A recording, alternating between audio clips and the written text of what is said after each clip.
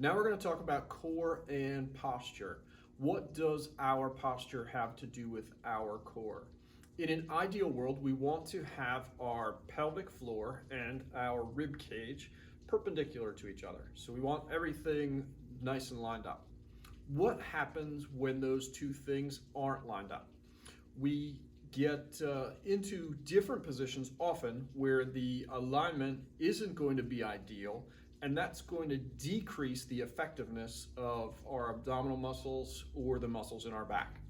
So we can think about a position where our pelvis tips forward. That's going to really lengthen these muscles in the front so that they're not in a good position to work. And it's really going to shorten the muscles in the back, which is going to put them in a position where they're not ideal to work.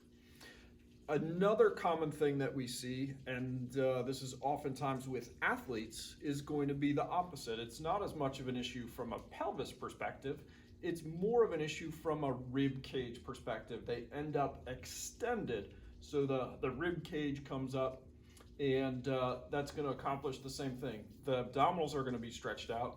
The low back muscles are going to be shortened, and neither of them are going to function really well.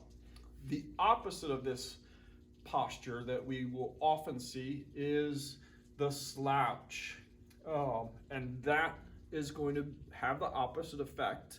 From a muscular perspective, we're going to get shortened in the front and lengthened in the back, but ultimately the outcome is the same, and the muscles don't work the way they need to in order to stabilize our spine.